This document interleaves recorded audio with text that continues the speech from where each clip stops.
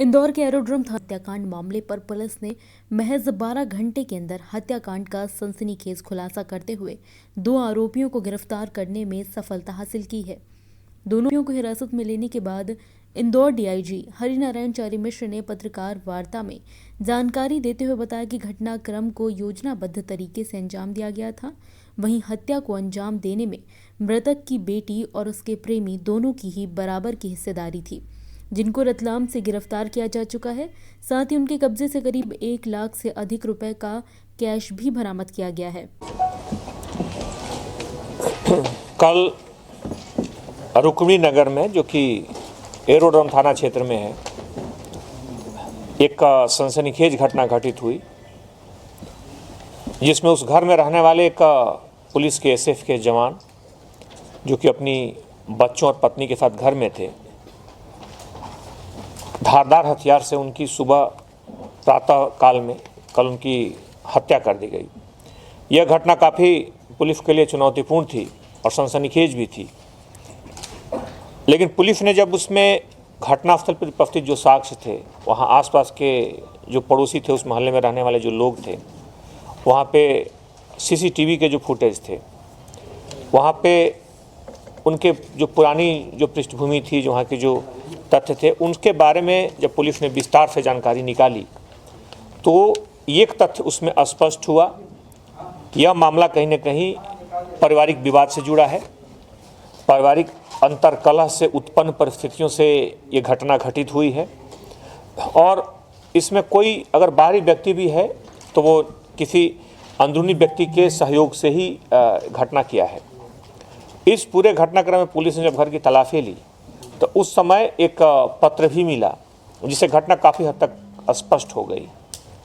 यह पत्र जो था, वहीं पर जो मृतक थे उनकी बेटी के द्वारा लिखा गया था और उसमें इस बात का जिक्र था कि ये घटना घटित की जा रही है और उसमें अन्य भी और तथ्य दिए गए थे जो घटना से जुड़े हुए थे।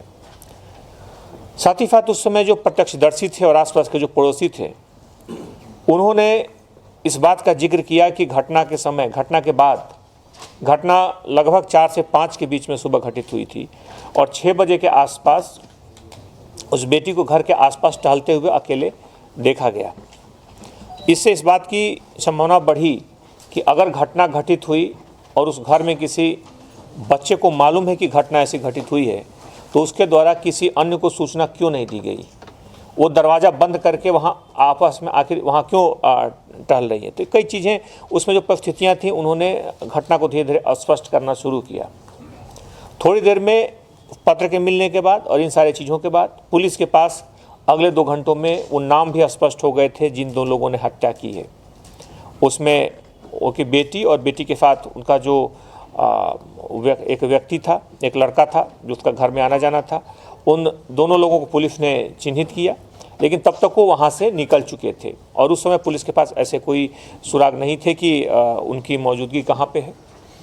लेकिन पुलिस ने फिर अन्य स्रोतों से इस मामले के दोनों आरोपियों को चिन्हित करने के बाद टीमें रवाना की और इनको देर रात तक कल इन दोनों को पकड़ लिया गया। ये राजस्थान भागने का इन्होंने प्लान कर रखा था। ये दूर राजस्थान में जाकर के वहीं सेटल होकर के वहीं रहना चाहते थे। जो तत्कालिक परिस्थितियां थीं, जो तत्कालिक जो घटनाक्रम था, इसमें इन्होंने 2-3 दिन से पहले से प्लान किया हुआ था। ये जा कर के शादी करके कहीं दूसरे जगह पर रहना चाहते थे। इन्हें इस बात का शक था कि अगर बिना बताए भाग गए या घर से भाग गए, जैसे कि दूसरे बच्चे चले जाते हैं, दूसरे लड़के, तो उसमें इन्हें इस बात की आशंका थी कि चूँकि इनका पिता या इनके घर के लोग पुलिस में हैं तो शायद उसको फिर ढूंढ लेंगे। तो इस तरह की आशंका और मनोवृत्ति से इस षड्यंत्र का, इस घटनाक्रम की पूरी रूपरेखा इन लोगों ने तैयार की। उसके बाद धारदार हथियार के साथ लगभग 4 बजे लड़का घर में आया और उसके बाद चूँकि एक व्यक्ति जो कि घर का ही मिला हुआ है, तो घटना काफ़ी ऐसी तरह के घटनाओं को, षड्यंत्र को साकार करना आसान हो जाता है। इसमें सीसीटीवी फुटेज बंद कर दिए गए, इसमें दरवाजे खोल दिए गए और उसने नींद में सोए हुए दोनों लोगों पे वार किए और उसके बाद दोनों लोगों ने दम तोड़ दिया। चूँकि वो नींद में थे और उस समय अचानक हमले से ये ज़्यादा उसमें बचाव नहीं कर पाए। कुछ आंशिक बचाव की कोशिश की गई, लेकिन नींद में होने के कारण वो प्रभावी नहीं हुआ। इस तरह इस दोनों घटना में दोनों आरोपियों को गिरफ्तार किया जा चुका है। इनसे और पूछताछ की जा रही है। बहरहाल अभी किसी तीसरे व्यक्ति की संलिप्तता या किसी भी तरह के सहयोग की बात सामने नहीं आई है। Bureau report, JSR times, Indore.